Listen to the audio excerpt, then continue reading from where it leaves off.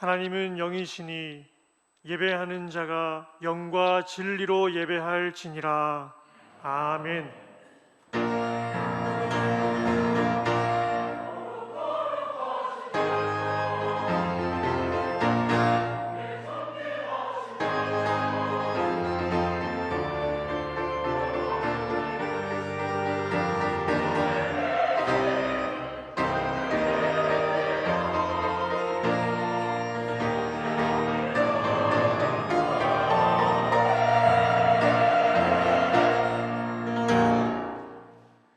나는 전능하신 아버지 하나님 천지의 창조주를 믿습니다. 나는 그의 유일하신 아들 우리 주 예수 그리스도를 믿습니다. 그는 성령으로 잉태되어 동정녀 마리아에게서 나시고 본디오 빌라도에게 고난을 받아 십자가에 못 박혀 죽으시고 장사된 지 사흘 만에 죽은 자 가운데서 다시 살아나셨으며 하늘에 오르시어 전능하신 아버지 하나님 우편에 앉아 계시다가 거기로부터 살아있는 자와 죽은 자를 심판하러 오십니다. 나는 성령을 믿으며 거룩한 공교회와 성도의 교제와 죄를 용서받는 것과 몸의 부활과 영생을 믿습니다. 아멘. 내 부모를 공경하라. 그리하면 내 하나님 여호와가 내게 준 땅에서 내 생명이 길리라. 내 아들아, 내 아비의 훈계를 들으며 내 어미의 법을 떠나지 말라. 이는 내 머리에 아름다운 관이요 내 목에 금사슬이니라. 너를 낳은 아비에게 청종하고 내 늙은 어미를 경히 여기지 말지니라. 내 부모를 즐겁게 하며 너를 낳은 어미를 기쁘게 하라. 자녀들아, 주 안에서 너희 부모에게 순종하라. 이것이 옳으니라. 내 아버지와 어머니를 공경하라. 이것은 약속이 있는 첫 계명이니 이로써 내가 잘되고 땅에서 장수하리라. 아멘.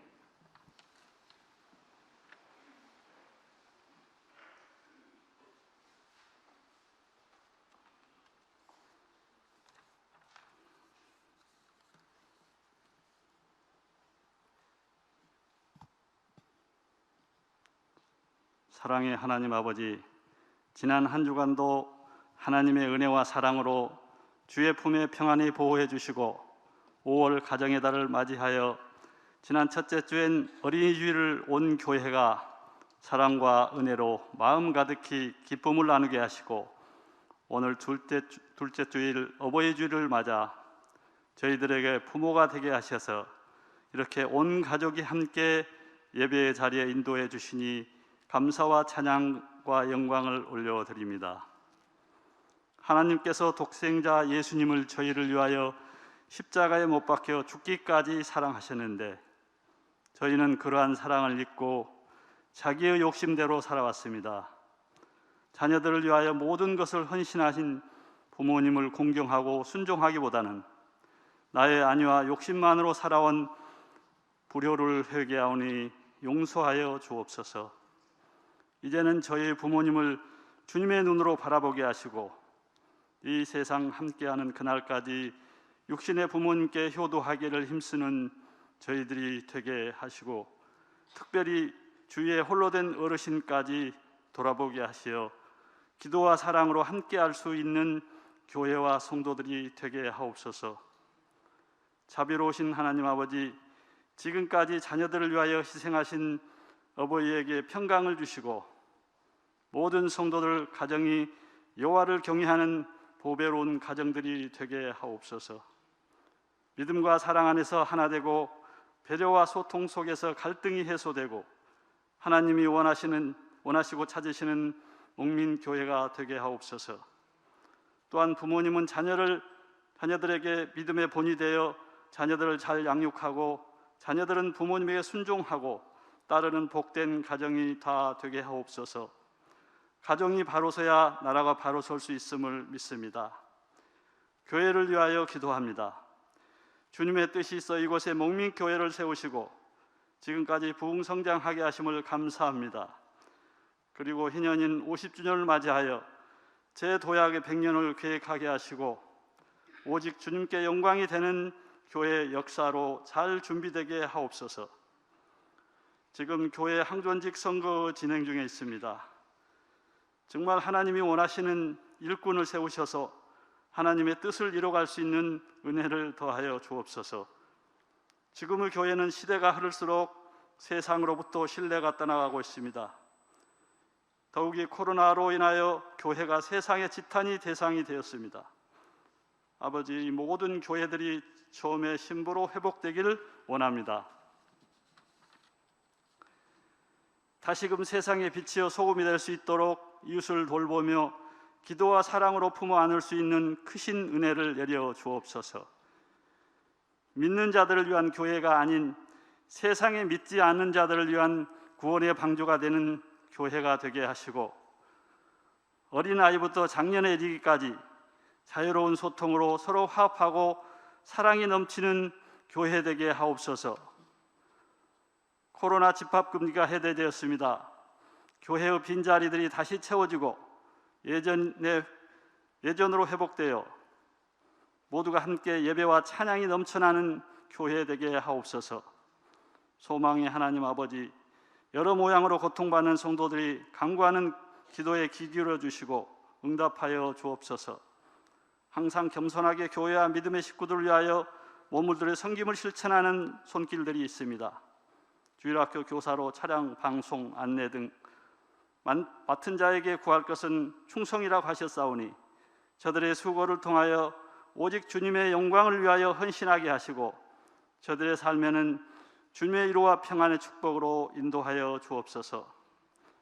김덕영 이유 목사님 항상 성령 충만하게 하시고 초심에서 겸손과 온유와 절제로 복음의 본질을 바로 세워 실천하며 섬김과 나눔의 사역을 잘 감당할 수 있도록 영과 육을 더욱 강건하게 하옵소서. 원로 목사님 영을 더욱 강건케 하시고 말씀 전하시는 곳마다 주의 은혜로 충만하게 하옵소서. 이 시간 주님의 말씀을 대언자로 단위에 세우신 위 목사님, 주 안에서의 부모의 공경이란 선포되는 말씀을 통하여 모든 성도들이 아멘으로 화답하고 변화되는 복된 시간 되게 하옵소서.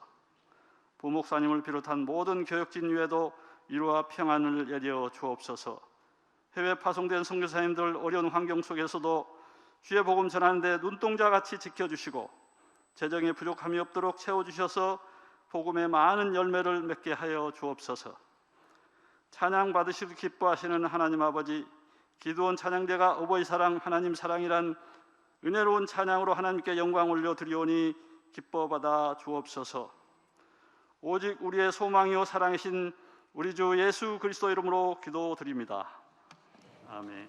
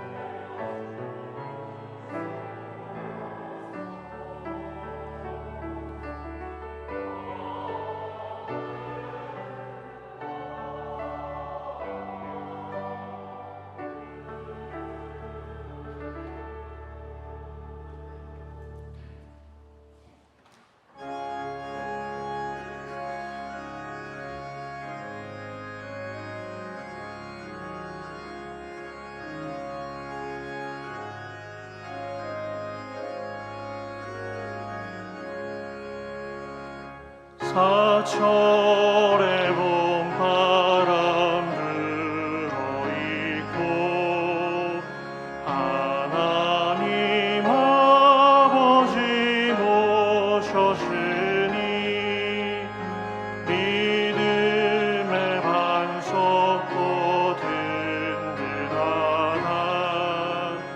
우리 집 즐거운 동산이라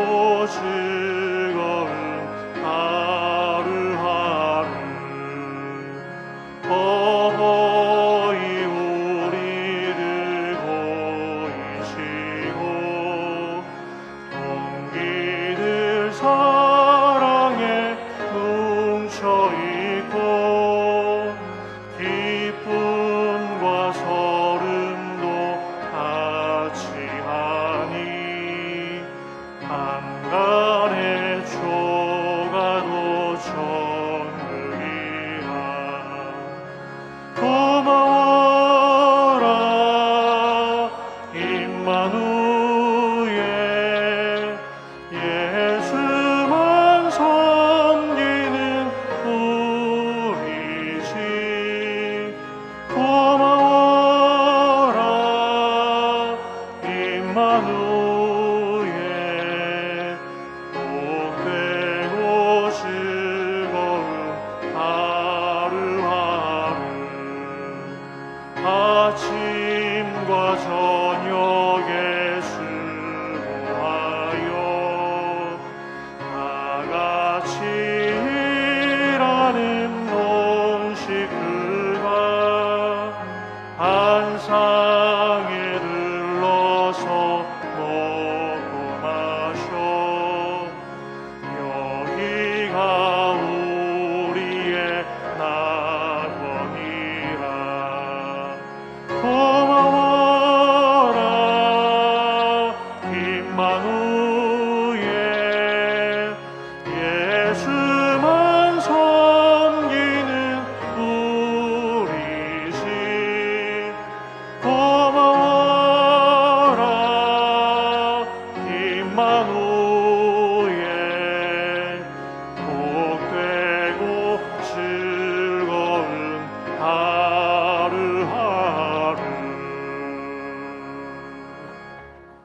아버지 하나님, 오늘은 부활절 네 번째 주일이자 어버이 주일입니다.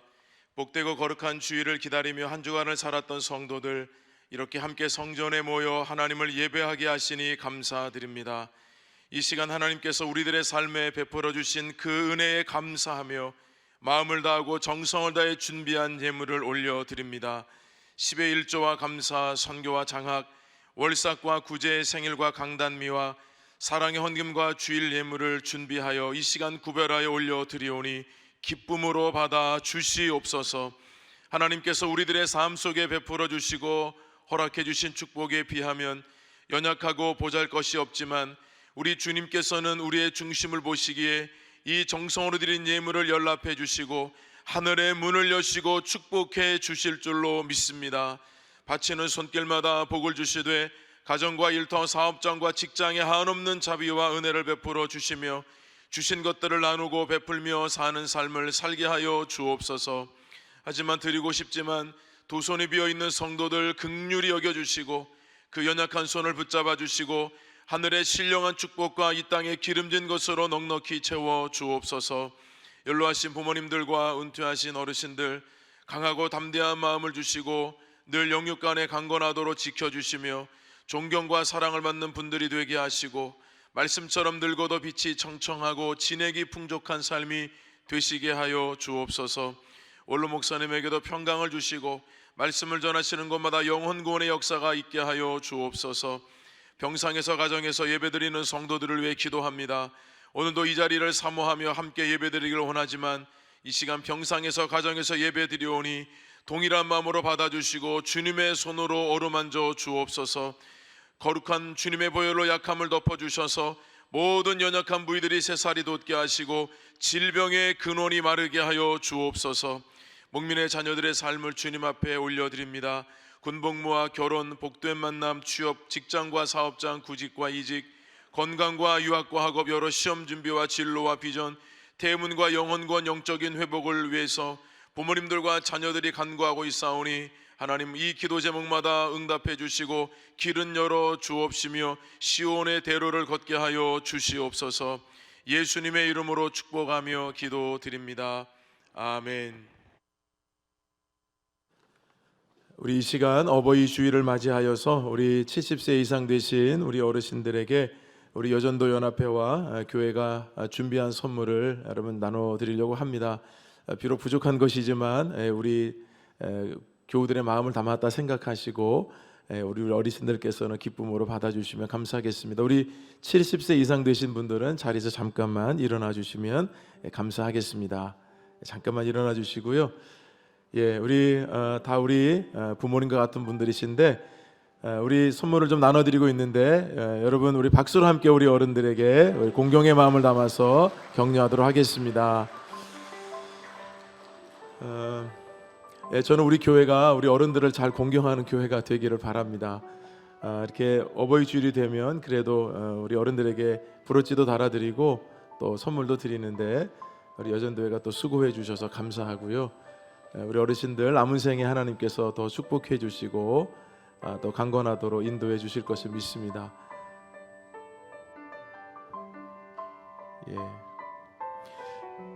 제가 우리 어르신들을 한번 축복하며 기도하겠습니다. 하나님 아버지 고맙습니다. 우리 교회 70세 이상 되신 어르신들이 많이 계시는데 오늘 어버이 주일을 맞이하여서 우리 여전도회와 교회가 정성으로 준비한 선물을 나누게 하시니 감사합니다. 정말 지금까지 지내오신 생애보다 남은 생애가 더 행복하고 복되시도록 축복해 주시고 특별히 영육간에 강건하시도록 붙들어 주셔서 남은 생에 더 주의 영광을 위해 힘쓰며 사실 수 있도록 은혜 위에 은혜를 더하여 주옵소서. 외롭거나 힘들지 않게 하셔 주시고 주님이 늘 친구 되어 주셔서 천국에 이른 그날까지 굳건한 믿음으로 승리하시는 믿음의 삶이 되시게 하여 주옵소서. 예수님의 이름으로 축복하며 기도드립니다. 아멘. 우리 다시 한 번 더 박수로 함께 우리 어른들을 격려하겠습니다. 감사합니다. 교회 소식을 전해드리겠습니다. 2022년도 항존직 선거 안내를 드립니다. 지난주 여러분들이 1차 투표를 해주셨는데 수고해 주셔서 감사드리고요. 안수 집사로 김도형 집사님 피택이 되셨습니다. 우리 장로 권사는 아직 선출된 인원은 없습니다. 이제 다음 주일과 그 다음 주일 2주간에 걸쳐서 2차와 3차 투표를 하려고 합니다. 이미 1층 로비에 선관위에서 후보자 명단을 게시를 했습니다. 명단을 잘 살펴보시고 이제 다음 주에 여러분 오실 때는 여러분들이 직접 작성하시는 것이 아니라 OMR 카드에 여러분들이 체크를 해서 내시면 저희가 전자인식기로 인식을 해서 결과를 알려드리려고 합니다. 여러분들 한 주간 동안 더 기도해 주시고 또 우리 희년을 맞는 우리 교회가 하나님 기뻐하시는 일꾼들이 잘 세워질 수 있도록 그렇게 한 주간 동안 더 마음을 같이 해주시면 감사하겠습니다. 5월은 가정의 달이기도 하죠. 그래서 5월 우리 행복한 가정 특강을 준비를 했습니다. 돌아오는 금요일 금요 성령 집회에는 하이패밀리 대표로 계시고 또 청란교회를 담임하고 계시는 송기론 목사님을 모셨습니다. 참 그래도 기회가 돼서 이렇게 좋은 분을 모시게 되었는데 여러분 뭐 방송에서도 많이 보셨을 것이고요. 또 극동방송을 비롯한 많은 방송에서도 가정사역을 위해서 많이 알려지고 또 좋은 강의를 많이 하시는 분이시죠. 송기론 목사님께서 오셔서 또 귀한 말씀을 금요일 날 전해주실 텐데 여러분 구역 식구들 또 여러분 자녀들 함께 오셔도 많은 유익한 시간이 되실 것입니다. 그리고 아울러서 두 번째 특강은 이제 자녀 신앙교육에 대한 특강을 준비를 했는데요. 5월 29일 주일에는 횃불 트리니티 신학대학교 대학원 총장으로 계시는 김윤희 박사님을 모시고 귀한 강의를 듣도록 하겠습니다. 김준곤 목사님의 따님이시기도 하고 CCC 남편이 대표로 계시는 목사님의 사모님이기도 합니다. 좋은 강의들이 5월달에 준비되어 있으니까 여러분들께서 또 의미 있게 참여하셔서 많은 도전과 은혜를 받으시길 바랍니다. 5월의 선정도서는 하나님의 부모 수업을 말씀을 드렸습니다. 특별히 가정의 달을 맞아서 부모로서 자녀 양육과 더불어 나는 부모로서 어떤 정체성을 가지고 살 것인가라고 하는 마음을 가지고 계신 분들에게는 큰 도움이 되는 좋은 책입니다. 필요하신 분들은 교회 사무실에서 구입하시면 되겠습니다. 확신반 122기 오늘 3부 예배 후에 개강을 합니다. 남선교회 조찬 성경 공부 모임이 돌아오는 토요일 오전 6시 사랑방에서 모이도록 하겠습니다. 예배 안내팀과 새가족부 세미나가 5월 14일 토요일 오전 10시에 사랑방에서 있게 됩니다. 모두 참석해 주시기 바랍니다. 오늘 어버이 주일로 드리고 또 우리 70세 되신 어르신들 우리 교회가 공경하면서 감사의 마음을 드렸습니다. 희년맞이 50일 작정 새벽 기도회 왕중의 왕 기념 책자가 여러분 나왔습니다. 이 기념 책자에는 우리 50일간의 행적이 담겨 있습니다. 여러분 예배 끝나고 나가실 때 하나씩 한 부씩 가져가셔서 또 50일 동안 어떤 은혜를 주셨는지 또 비하인드 스토리들을 함께 이 안에서 또 읽어보시면 많은 은혜가 될 줄로 압니다. 또 전도용으로도 활용이 되시면 좋겠습니다. 공영주차 안내를 제가 지난주부터 드렸는데요. 조금 정착하기까지는 여러분들께서 교회 안내를 잘 들으시고 협력해 주셔야 되는데, 말씀드린 대로 공영 주차장은 주일에 한해서 2시간 이내로는 교회가 정산을 해드리고 2시간 이상 되는 시간들은 여러분들이 주차 계산을 하셔야 되기 때문에 예배 드리는 데는 전혀 지장이 없다는 거 다시 한번 말씀을 드리고요. 그리고 1층 로비에 가시면 꼭 태블릿 PC에다가 여러분 차량 번호를 입력하시고 출차를 하셔야 된다는 거 꼭 기억하실 수 있기를 바랍니다. 지난주 어린이 주일 때 유아 세례 6명 아이들이 받게 되었습니다. 강민서, 방서은, 신지원, 이지한, 이주원, 이하원 어린이와 가정을 축복합니다. 목련회에 만나 5월호 필요하신 분들은 교회 사무실에서 구입할 수 있겠습니다. 90세 생신에 감사하여 오선희 권사님, 장례 감사하여 정세진 집사님, 배은주 권사님 가정, 유아 세례에 감사하여 이헌주, 김정현 성도님 가정에서 강단 미화를 드리셨습니다. 축하할 일입니다.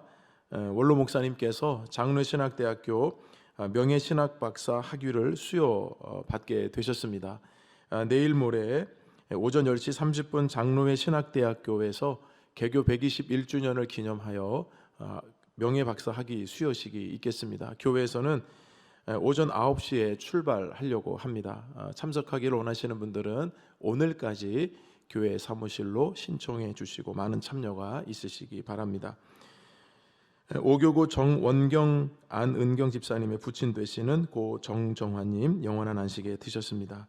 유가족 여러분들에게 주님의 위로하심이 함께 하시기를 바랍니다. 이상 교회 소식을 전해드렸습니다.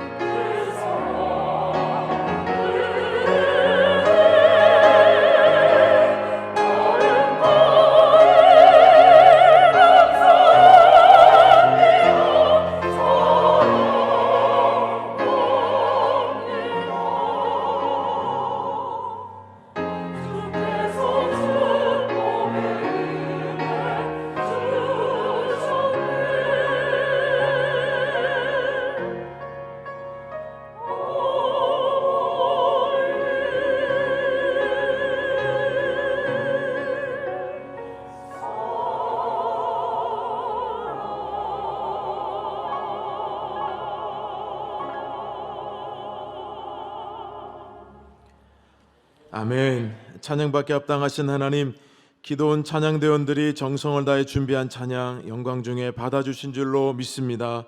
어버이 사랑과 하나님의 사랑을 찬양하고 노래합니다. 특별히 어버이 주를 맞이하여서 부모님들을 통하여 하나님의 깊은 사랑을 우리로 하여금 보고 경험케 하시니 감사합니다. 이 땅의 부모된 모든 분들을 이 시간 위로해 주시고, 무엇보다 자녀된 모든 분들에게도 생명의 말씀을 통하여 우리가 어떻게 부모님들을 잘 공경하고 섬겨야 할지를 다시 한번 말씀을 통해 마음에 각인하는 시간이 되게 하여 주시옵시고, 모든 우리 목민의 가정들이 주 안에서 평안하고 화목할 수 있도록 말씀이 중심이 되는 가정이 되도록 은혜를 베풀어 주옵소서. 예수님의 이름으로 기도드립니다. 아멘. 오늘 이 시간 우리에게 주시는 하나님의 말씀은 신약성경 에베소서 6장 1절에서 3절까지의 말씀입니다. 제가 가진 성경으로는 신약 316면에 있습니다.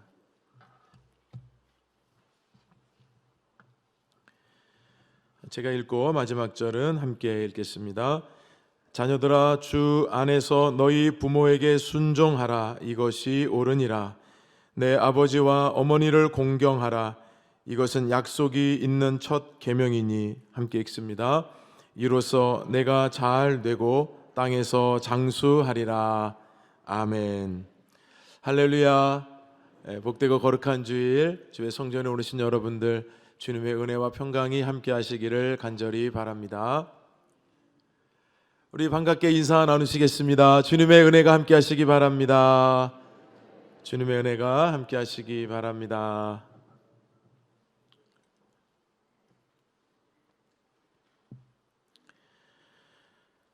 오늘은 어버이날이자 또 어버이 주일입니다. 우리나라에서는 1956년 5월 8일부터 어머니 날로 기념을 했는데, 이것이 확대가 되어서 1973년부터는 어버이날로 지키고 있고, 우리 대한예수교 장로회 총회에서는 5월 둘째 주일을 어버이 주일로 정하고 기념하고 있고, 오늘이 바로 그런 날입니다.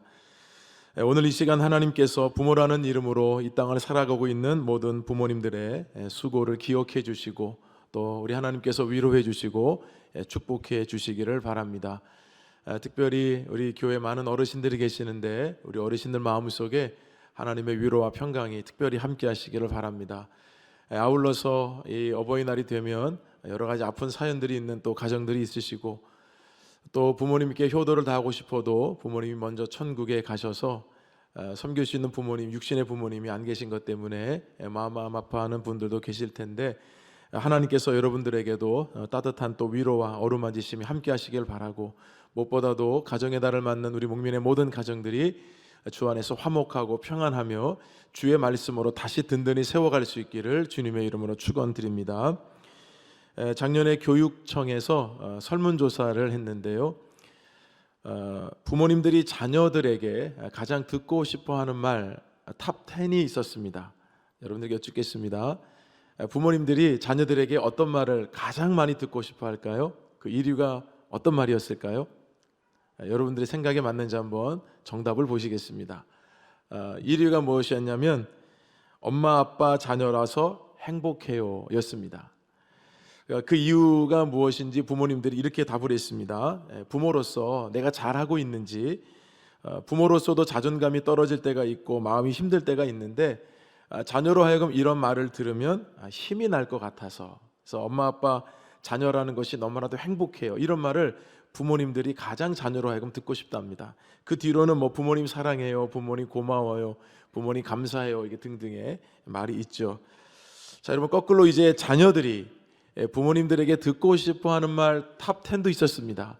우리 자녀들은 부모님들 하여금 어떤 말을 가장 듣고 싶어 할까요? 1위가 무슨 말일까요? 여러분들이 생각해 보시고, 생각하는 여러분 그 생각이 정답과 맞는지 한번 보시도록 하겠습니다. 자녀들이 가장 듣고 싶어하는 말 1위는 우리 딸 아들 정말 잘했어 였습니다. 그 뒤로 항상 사랑한다, 그리고 넌 지금도 잘하고 있어, 이런 내용들을 쭉 보면 자녀들은 부모들에게 칭찬과 또 격려와 위로를 받고 싶어함을 알 수 있습니다. 어떻게 보면 여러분, 이런 단순한 말 같지만 나이가 어리든지 또는 성인이 되었든지 말 한마디에 무너진 자존감이 그 말 한마디에 위로를 받고, 또 어렵고 힘든 마음 속에서 그 말 한마디를 통해서 때로는 부모가 용기를 얻고, 때로는 힘들어하는 자녀가 부모의 말 한마디로 인해서 다시 생기게 되는 그런 일들이 일어나는 것을 보게 되면 우리의 말 한마디가 얼마나 소중한지, 여러분들이 오늘 이것을 참고해서 자녀는 부모님들에게, 또 우리 부모님들은 자녀들에게 이와 같은 축복된 말, 또 사랑하는 말, 격려하는 말을 많이 할 수 있기를 주님의 이름으로 축원드립니다.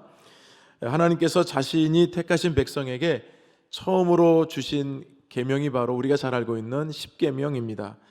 따라서 하나님께서 이 십계명을 이스라엘 백성들에게 주실 때는 이 계명을 지켜도 되고 안 지켜도 무방한 계명으로 주신 것이 아니라 반드시 지켜야 하는 계명으로 하나님은 주셨습니다.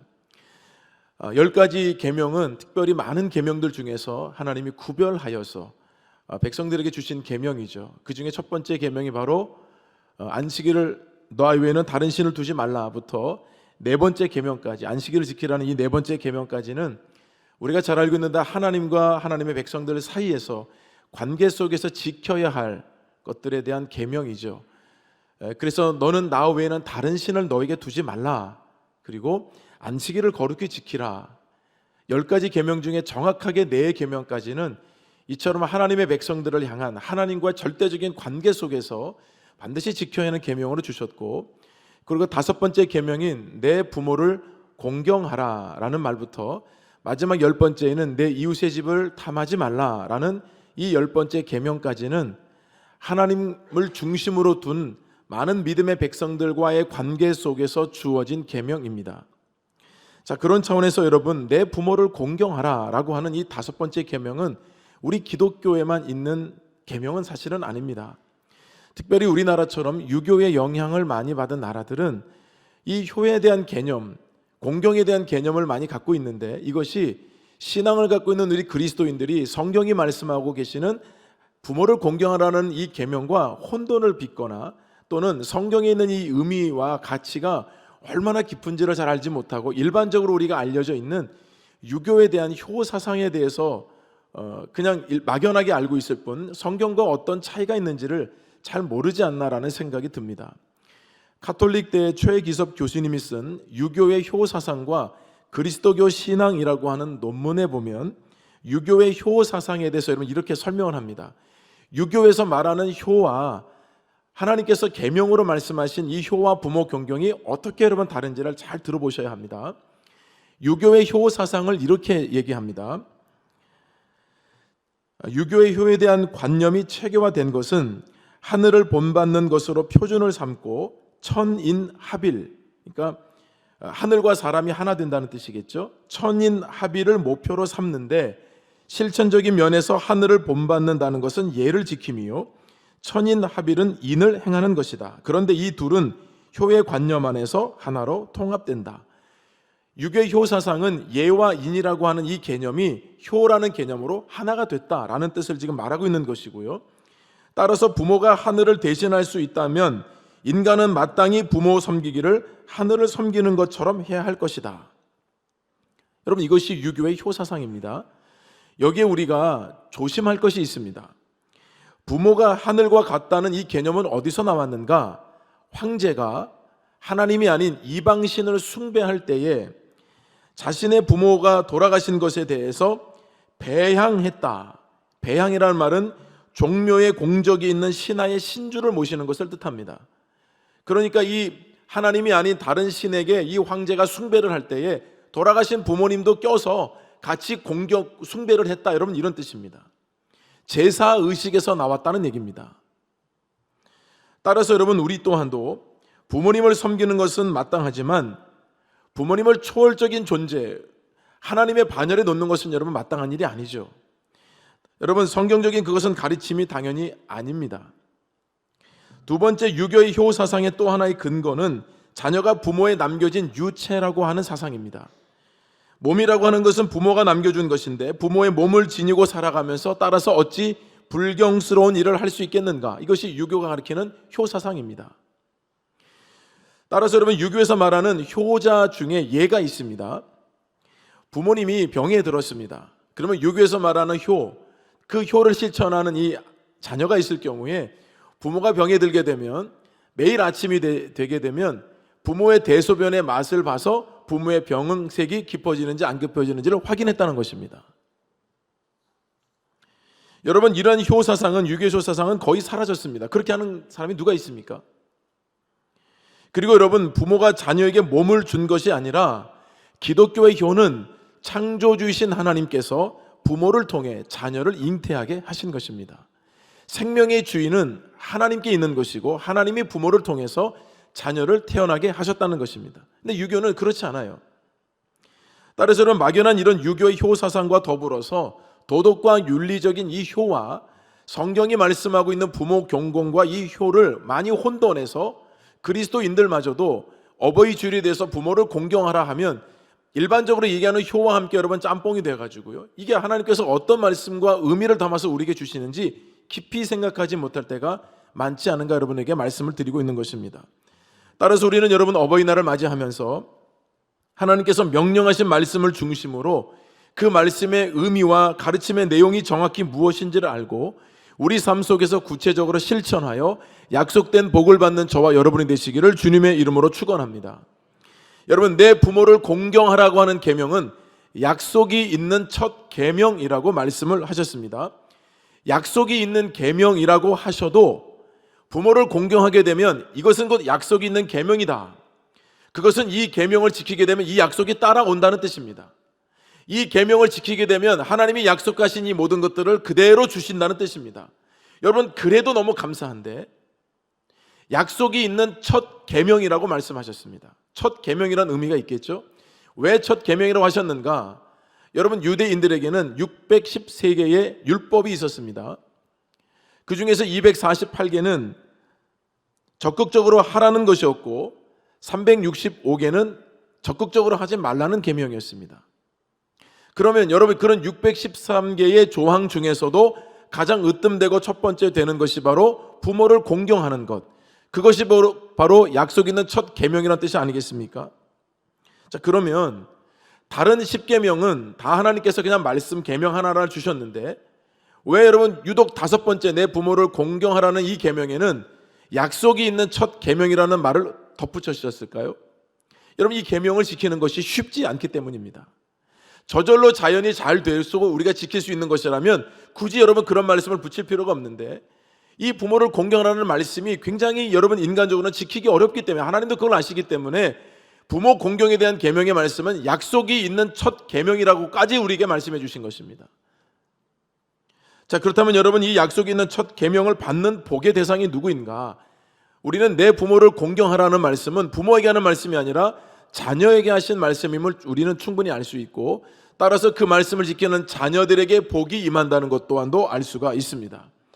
따라서 저를 비롯한 여기 자녀된 모든 분들, 또 부모 되면서도 자녀된 모든 분들, 오늘 이 말씀을 다시 한번 마음에 새기고 부모를 공경함으로 약속해 주신 축복을 받아 누릴 수 있기를 간절히 바랍니다. 오늘 본문 1절과 2절 말씀을 함께 읽어보겠습니다. 자녀들아, 주 안에서 너희 부모에게 순종하라. 이것이 옳으니라. 내 아버지와 어머니를 공경하라.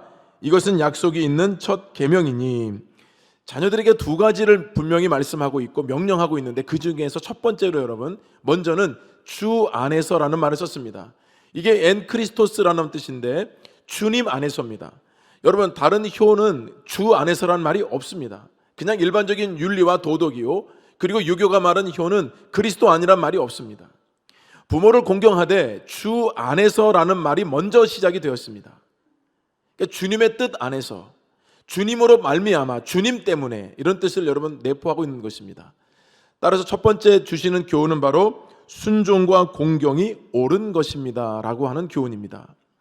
여러분, 순종하라는 단어는 헬라어로 휘파쿠오라고 되어 있는데 이 휘파쿠오라는 단어는 두 단어의 합성어입니다.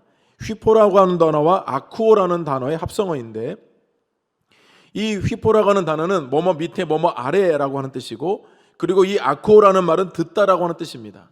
그러니까 들음에 있어서는 밑에 선다라고 하는 뜻을 가지고 있는 것이 순종하다라고 하는 것의 원어의 의미입니다. 자, 그러니까 성경에서 부모에게 순종하라는 이 말씀은 듣는 것에 있어서는 밑에 서라는 뜻입니다. 자녀들은 부모님 말씀이 옳다 그르다 판단하기 이전에 겸손한 마음으로 경청해야 한다는 뜻입니다. 여러분, 이와 같은 뜻이 구약에서는 어떤 말씀으로 쓰였냐면 하나님께서 이스라엘 백성들에게 들으라, 하나님의 말씀을 들으라, 경청하라 할 때 쉐마라는 단어를 썼는데 그 쉐마가 바로 이 신약에서는 순종하라는 단어와 어근이 같습니다. 쉐마라는 말씀 또한도 주의 깊게 듣고 말씀을 마음에 새기라는 뜻이기 때문에 여러분, 부모님의 말씀을 우리가 순종하고 경청하는 데 있어서 부모님의 권위를 인정하고 그 말씀의 밑에 서는 것이 바로 순종하다라고 하는 의미입니다. 여러분, 이 말씀은 잠언 23장 22절에도 나와 있습니다. 함께 읽어보겠습니다. 너를 낳은 아비에게 청종하고 내 늙은 어미를 경히 여기지 말지니라. 쉬운 성경에서는 이렇게 번역을 했습니다. 너를 낳은 아버지에게 순종하고 내 어머니가 나이 들어도 무시하지 말라. 부모님보다 많이 배웠다고 해서 부모님의 말을 무시하거나 부모님의 말이 논리적이거나 합리적이지 않다고 해서 듣지 않으면 안 된다는 뜻입니다. 왜냐하면 그것은 밑에서 듣는 태도가 아니기 때문입니다. 부모님의 권위를 인정하고 부모님의 말씀을 그대로 경청하고 순종하고 들으라는 것이 바로 성경이 말하는 순종이라고 하는 뜻입니다. 그래서 여러분, 오늘 말씀에도 순종하는 것이 낫다라고 하지 않으셨고 너희 부모에게 순종하라, 이것이 옳으니라 라고 말씀하셨습니다. 물론 여러분, 부모님의 상황이 여러 가지일 수 있습니다. 아직 신앙이 없으신 부모님일 수도 있고 정말 자녀들이 순종하고 따르기에는 상식선을 벗어나신 부모님일 수도 있습니다. 성경은 그냥 모든 것을 다 묻지도 말고 따지지도 말고 잘못된 부모님의 말씀에도 무조건 순종하라는 뜻은 아닙니다. 그때마다 여러분, 우리는 지혜를 구해야 할 것이고 성경은 어디에 포커스가 있냐면 부모에게 포커스가 있습니다. 부모님이 어떤 부모님인지 여러분, 그것은 부모님 스스로가 만들어낸 이미지일 수도 있고 또 여러분들과 관계 속에서 여러분들이 부모님 하면 떠오르는 이미지가 있을 텐데 그 이미지를 성경이 말씀하는 것이 아닙니다. 하나님께서 부모를 통해 자녀를 낳게 하셨기 때문에 부모라고 하는 이 단어에 성경은 기준이 있고 여기에 무게를 싣고 있습니다. 따라서 근본적으로 하나님께서 우리 마음속에 부모님에 대한 순종의 마음이 있는지를 하나님이 살피신다는 것이고 성경에서는 분명히 우리들에게 부모에게 순종하라고 말씀하신다는 것입니다. 그리고 두 번째는 공경하라고 말씀하셨습니다. 공경하라는 단어는 제가 여러분에게 언급한 적이 있습니다. 히브리어로 카베드라고 하는 뜻인데 무겁게 여기다, 존중히 여기다, 이런 뜻을 가지고 있습니다. 부모님의 존재 가치를 높이 평가하고 무겁게 여기고 인정해 주어야 한다는 뜻입니다. 부모님 없이 태어난 존재가 없고 부모님의 지극한 사랑 없이 자란 사람이 없기 때문입니다. 여러분, 이렇게 신약에서는 바울을 통해서 부모에게 순종하라, 공경하라 이렇게 말씀하는데 과연 구약시대 때는 하나님이 어떻게 말씀하셨는지를 보면 훨씬 더 무겁게, 훨씬 더 여러분 격이 있게 섬길 것을 말씀하고 있습니다. 우리 레위기 19장 3절 말씀을 함께 읽어보겠습니다. 너희 각 사람은 부모를 경외하고 나의 안식일을 지키라. 나는 너희의 하나님 여호와이니라. 부모를 공경하라는 것이 신약의 말씀인데 여러분, 구약 성경의 레위기 말씀은 공경하라는 말씀이 아니라 부모를 경외하라고 말씀합니다. 이 경외라는 말은 히브리 말로 야레라고 합니다. 이 야레라고 하는 말의 원어를 여러분 찾아보면 어떤 대상에게만 쓰였냐면 하나님께만 쓰였던 단어입니다. 하나님을 경외하라. 여러분, 이것이 바로 하나님께서 말씀하신 단어였는데 다른 왕이나 제사장이나 높은 지위를 가지고 있는 사람에게도 야레라는 단어를 쓴 적이 단 한 번도 없습니다. 근데 유독 내 부모를 공경하라 할 때, 경외하라 할 때만 유독 부모에게는 하나님과 같이 야레라는 말을 사용을 했습니다. 그처럼 여러분, 하나님께서는 부모에게만 이 단어를 허락해서 하나님을 경외하듯이 부모님 또한도 경외의 대상이 된다는 것을 명확하게 레위기 말씀을 하셨다는 것입니다. 오늘 여러분, 왜 이렇게 부모와 자녀 간의 관계가 깨어지고 어긋나고 부모와 자녀 간에 이렇게 수많은 문제들이 왜 생기는가? 하나님께서 원래 우리들에게 말씀하신 말씀을 순종하지 않고 따르지 않기 때문에 생기는 문제들이 아닙니까? 제가 최근에 자료를 보니까 이런 기사가 있었습니다. 서글픈 날 노인 학대 5년 새 50% 증가. 여러분, 이게 무슨 뜻이냐면요, 2016년부터 2020년도까지 노인 학대 현황에 대한 자료에 대한 보고 내용이었습니다. 우리나라 전국적으로 노인학대 판정 건수가 2016년부터 2020년 요 5년 사이에 무려 48.9%나 증가했다는 것입니다.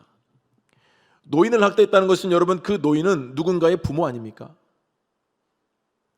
유형별로 분석한 결과를 보면 친족에 의해서 발생한 것이 82.7%인데 그 중에서 친족 중에 아들에 의한 학대가 35.3%로 제일 많았습니다. 아들은 별로 키워도 도움이 안 되는 것 같습니다. 뒤를 이어서 배우자가 27.4%, 그리고 딸의 학대가 8.5% 순이었습니다. 어떻게 노인을 학대하는가? 4가지 정도 되더라고요. 신체적, 정서적 학대가 79%예요. 그러니까 신체적으로 학대를 하거나 정서적으로 많은 스트레스를 주는 거죠. 그 다음에 방임입니다. 방임.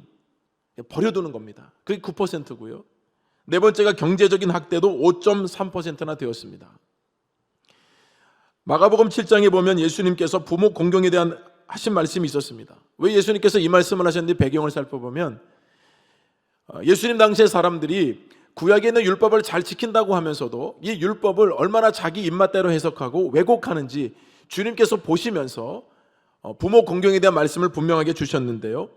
여러분 구약 성경에 이 모세의 시대 때 하나님께서 율법을 주셨을 때에 사람들과의 관계 속에서 지켜야 할 것들 또 해서는 안 될 모든 것들을 다 율법으로 여러분 하나님께서 주셨잖아요. 그 중에서 부모에게 관련된 이 율법이 얼마나 엄격했는지를 몇 가지 여러분 제가 말씀만 읽어드릴게요. 출애굽기 21장 15절 말씀에 보면 자기 아버지나 어머니를 치는 자는 반드시 죽일지니라. 출애굽기 21장 17절 말씀 자기 아버지나 어머니를 저주하는 자는 반드시 죽일지니라. 부모를 치든지 부모를 저주하든지 둘 다 죽일지니라. 잠언 19장 26절 아비를 구박하고 어미를 쫓아내는 자는 부끄러움을 끼치며 능욕을 부르는 자식이니라. 잠언 28장 24절 부모의 물건을 도둑질하고서도 죄가 아니라 하는 자는 멸망받게 하는 자의 동륜이라. 부모를 치는 자, 부모를 모욕하는 자, 부모를 구박하는 자, 부모를 쫓아내는 자, 부모의 것을 도둑질하는 자는 죽임을 당하리라 말씀하셨습니다. 그런데 여러분 예수님 당시의 사람들이 이 구약의 율법에 이 모세의 율법의 말씀을 그들이 굉장히 존중하고 따른다고 하면서도 이것이 자신들의 상황과 삶의 이 논리에 딱 접어들게 되면 말씀을 온데간데 없고 자기 편리한 대로 해석해서 자기 마음대로 이 율법을 지키지 않고 살면서도 자기는 지킨다고 거짓된 모습을 보면서 주님이 하신 말씀이에요. 우리 마가복음 7장 11절 말씀을 함께 읽어보겠습니다.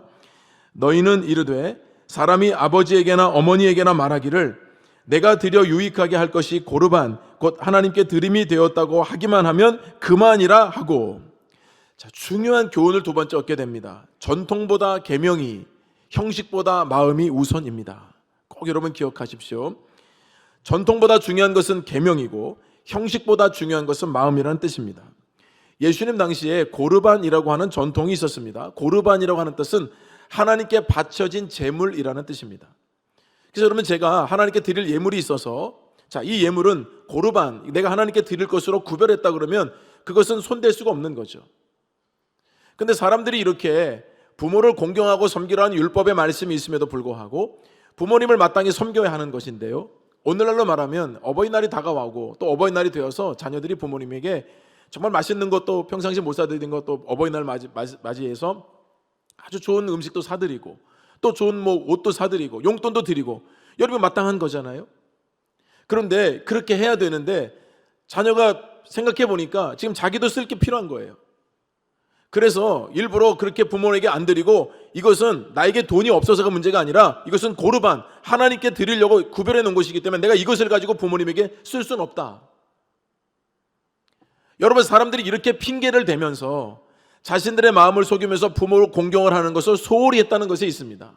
주님께서 그것을 보시면서 그렇게 너희들이 말하고 있는가 하나님께 드림이 되었다고 하기만 하면 그만이라 너희들이 그렇게 얘기하지만 그것은 전통을 지킬 줄 알면서 부모를 공경하라고 하는 하나님의 계명은 버리는 것이라고 주님 말씀하셨어요. 따라서 여러분 그것을 핑계로 하나님께 드렸다고 고르반이라고 말하면서 부모를 공경하지 않는 것, 하나님이 그 예물을 받으시겠냐는 것입니다. 오히려 하나님의 말씀을 폐하는 자들이라고까지 얘기했습니다. 그래서 여러분 제가 이 어버이주일에 대해서 이 부모에 대한 공경에 대한 설교하기가 참 여러분 쉽지 않아요. 저도 고민이 많고요. 또 제 설교도 저희 부모님이 다 들으시거든요, 유튜브로. 그래서 제가 이 5계명을 어떻게 실천해야 되는 것인가. 그래서 여러 가지 제가 책도 찾아보고 또 제 삶도 돌아보니까요. 이 차준희 교수님이 쓴 교회 다니면서 10계명도 몰라라고 하는 저서가 있는데 거기 보면 이제 10계명에 대한 해석을 쭉 해놓으셨어요. 그 중에 5번째 내 부모를 공경하라고 하는 것을 오늘날 어떻게 자녀들이 실천해야 되는가 이렇게 적었더라고요. 부모에게 공경과 감사의 표시로 11조를 자동 이체해라. 이 부모님들은 아멘이 나오실 줄 알았는데 구체적으로 여러분 부모님을 공경하는 것이 무엇인가? 그 정도 마음을 가지라는 것입니다. 그렇게 실천을 하라는 것입니다. 왜냐하면 여러분 성경은 말세 때 나타나게 되는 현상에 대해서 말씀하고 있습니다. 디모데후서 3장 2절 말씀을 함께 보겠습니다. 사람들이 자기를 사랑하며 돈을 사랑하며 자랑하며 교만하며 비방하며 부모를 거역하며 감사하지 아니하며 거룩하지 아니하며. 여러분 말세에 나타나는 현상 중에 하나가 부모를 거역하는 것이 있어요. 가치가 중심이 되는 세상이 아니라 자신이 중심이 되는 세상이 되고 만다는 것입니다. 부모에게 여러분 거역하고 감사하지 않은 것은 말세 때에 나타나는 현상이라고 분명히 말씀하셨고 이것은 효와 윤리의 문제를 넘어서 영적인 문제라는 것을 말씀해요. 그래서 로마서 1장 30절 말씀에도 마음에 하나님 두기를 싫어하는 사람들의 특징 중에 하나가 무엇인가? 부모를 거역하는 자라고 나옵니다. 마음에 하나님 두기를 싫어하는 사람들이 나타나는 특징, 부모를 거역한다. 영적인 문제 아닙니까 여러분? 그래서 전통을 지키고 형식을 지키는 것보다 중요한 것은 계명을 지키는 것이고 마음을 지키는 것에 있습니다. 이 말씀은 그냥 여러분 듣고서 그냥 들어도 되고 안 들어도 되고 듣고 말고 여러분 그런 문제가 아니에요. 이미 하나님께서 이것은 우리들에게 명령으로 주신 말씀이에요. 따라서 이 말씀을 지키는 자들에게는 그 약속이 있는 첫 계명이라고 하는 축복을 여러분 받게 될 것이고요. 이 말씀에 순종하지 못하고 공경하지 못하는 자들은 결코 여러분 그 약속된 복을 받을 수가 없는 것이죠.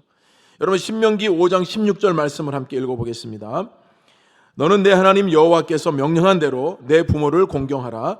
그리하면 내 하나님 여호와가 내게 준 땅에서 내 생명이 길고 복을 누리리라. 분명히 여러분 대상이 누구인지 말씀하셨죠. 이 복을 누릴 대상이 누구인가? 내 하나님 여호와께서 내게 준 땅에서 내 생명이 길고 내가 복을 누리리라. 여러분 오늘 보면 4절에서도 내가 잘되고 땅에서 장수하리라는 말씀을 주셨죠.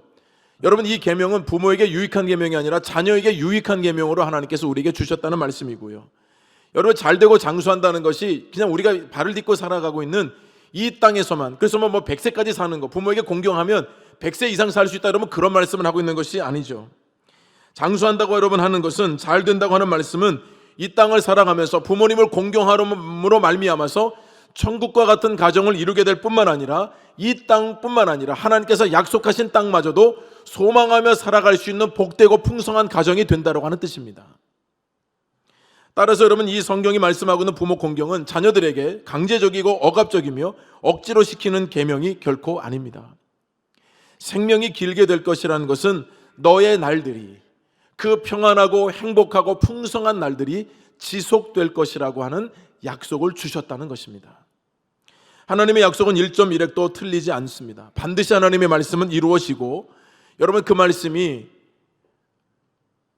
여러분 제가 우리 부모님을 공경함으로 말미암아서 이 받는 복은 제 대에만 이루어지는 것이 아니라 제 자녀들의 세대까지 이루어진다는 말씀이에요. 따라서 여러분 그런 풍성한 나날들이 계속 된다는 뜻이에요. 여러분 이것이 하나님께서 우리들에게 부모 공경을 통해서 주시는 약속이 있는 첫 번째 계명으로 말씀하셨는데요. 오늘날 이 땅을 바라보게 되면 또 여러분들이 부모님과 관계 속에서 어릴 때부터 상처가 많고 또 부모님과 관계가 여전히 지금 서먹하고 이 부모 주일이 되게 되면 마음이 무거운 분들이 계실 거예요.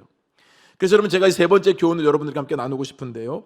십자가 아래에 있는 부모와 자녀가 되자는 것입니다. 제가 설교를 준비하다가 유기성 목사님이 쓰신 십자가에서 살아난 가정이라는 책을 다시 읽게 되었습니다. 예전에 여러분들에게 필독서로 한번 알려드린 적이 있는데요. 제가 이 책 내용을 보니까 행복한 자녀와 부모는 십자가 아래에 있다라고 하는 소제목이 있었습니다. 부모와 자녀의 관계가 깨져 있다면 어떤 형태로든 해결을 해야 된다고 강조합니다. 왜냐하면 부모와의 깨어진 관계는 하나님께서 우리에게 주시는 이 축복의 문이 있는데 그 문이 닫히기 때문에 닫힌 것이 다시 열려지려고 한다면 반드시 부모와 관계를 회복해야 된다는 것입니다. 그러면서 미우라 아야코가 쓴 빙점이라고 하는 소설의 마지막 이야기를 들려줍니다. 이 소설의 마지막 부분에 여자 주인공이 스스로 목숨을 끊으려고 눈이 쌓여 있는 눈밭을 여러 번 걸어 올라가서 산꼭대기까지 가려고 합니다. 왜냐하면 이 여인이 이렇게 자신 스스로가 목숨을 끊으려고 했던 이 마음을 왜 가졌냐면 자신이 첩의 딸이라는 사실을 알게 되었기 때문에 그 사실을 알게 된 나의 정체성이라 하는 것이 결국 나는 첩의 딸이었구나. 여러분, 이런 정체성을 자기가 알게 되면서 완전히 자기 삶이 무너지는 것 같은 경험을 하고 자신은 이 땅에 살 존재 가치가 없다고 생각했던 것이에요. 그러면서 왜 나를 낳았는지 어머니에 대한 이 원망과 이 불평이 얼마나 여러분 극도로 분노로 올라왔는지 자기 자신 스스로가 목숨을 끊으려고 그러면 산을 올라갔던 것입니다. 눈 높인 산을 올라가서 여러분 절벽 앞에 마지막 섰을 때에, 그리고 거기서 뛰어내리려고 할 때에 자기가 지금 걸어온 이 뒷 발자국을 여러분 보게 되었습니다. 근데 그 짧은 순간에 마음을 돌이키게 되는 계기가 되었는데, 왜냐하면 자기는 분명히 똑바로 이곳까지 걸어왔는데 자기 뒷 발자국을 보니까 완전히 삐뚤삐뚤한 거예요. 그 눈에 밟혀 있는 이 자국은 자기가 원래 마음 먹고 걸어왔던 것, 자기는 분명히 똑바로 걸어왔는데 뒤를 돌아보니까 완전히 삐뚤삐뚤한 거예요. 그때 어머니 생각이 나면서 나도 똑바로 걷는다고 걸었지만 이렇게 삐뚤삐뚤해진 것처럼 어머니 인생 또한도 아마도 잘 살아보려고, 아마도 어머니 삶 또한도 뭔가 이렇게 열심히 살아보려고 애를 쓰고 바르게 가려고 했지만 어머니에게 주어진 삶의 자리가 그렇지 않을 수도 있었겠구나라는 생각이 들어서 어머니를 용서하게 되었다고 하는 이 소설의 마지막 장면이었습니다. 부모님 또한도 여러분 완벽할 수 없기 때문에 부모님이 많은 상처 속에 살아왔음을 인정하고 내가 십자가 앞에서 죄의 사함을 받아서 주님의 자녀가 된 것을 기억하고 그 마음으로 부모님을 대하라는 것입니다. 부모는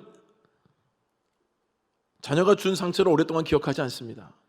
근데 자녀는 부모가 준 상처를 오랫동안 기억하게 되죠. 그러나 그 자녀들 여러분 성장하게 되고 또 부모가 되고 자녀를 키우게 되다 보면 부모가 나를 어떻게 키웠는지를 여러분 조금이나 우리가 경험하게 되지 않습니까? 여러분, 부모님이 완벽하면 자녀들이 모두가 다 효도할 수 있을까요? 우리는 하나님의 자녀예요. 하나님은 완벽하신 분이에요. 그럼에도 불구하고 우리는 하나님께 여러분 떳떳하게 서지 못할 때가 더 많은 거 아닙니까? 부모님이 완벽하기 때문에 효도할 수 있는 자녀는 없습니다. 다 연약하고 부족하죠.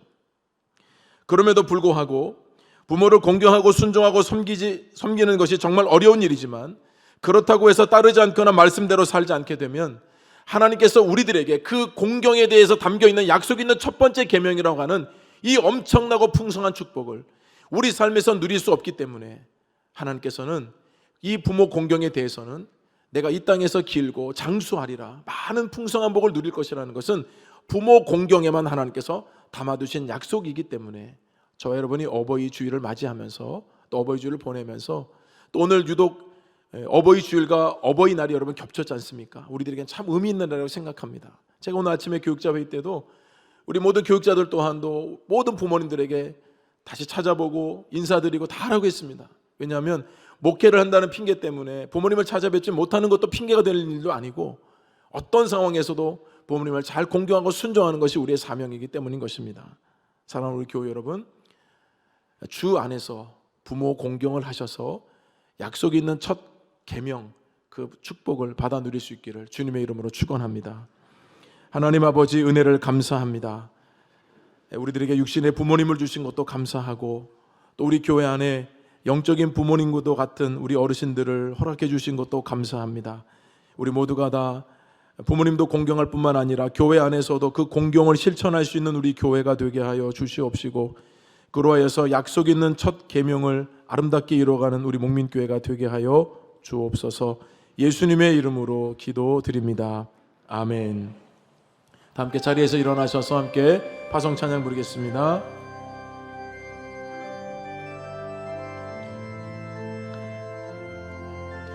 우리에겐 소원이 하나 있네. 우리에겐 소원이 하나 있네. 주님 다시 오실 그날까지 우리 가슴에 새긴 주의 십자가 사랑 나의 교회를 사랑케 하네. 주의 교회를 향한 우리 마음 희생과 포기와 가난과 고난 하물며 죽음조차 우릴 막을 수 없네. 우리 교회는 이 땅의 희망. 우리 함께 두 손을 들고 힘있게 선포합시다. 교회를 교회되게, 예배를 예배되게, 우리를 사용하소서. 진정한 부흥의 날 오늘 임하도록, 우릴 사용하소서. 성령 안에 예배하리라. 성령 안에 예배하리라. 자유의 마음으로 사랑으로 사역하리라. 사랑으로 사역하리라. 우리 힘있게 선포합시다. 교회는 이 땅의 생명이니, 교회는 생명이니, 교회를 교회되게, 교회를 교회되게, 예배되게, 우릴 사용하소서. 진정한 부흥의 날 오늘 임하도록, 우릴 사용하소서. 우릴 사용하소서.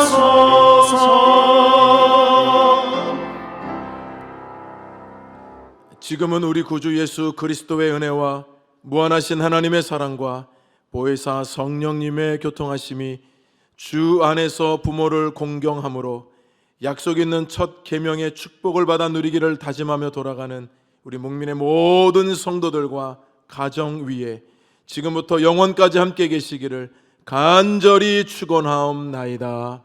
아멘.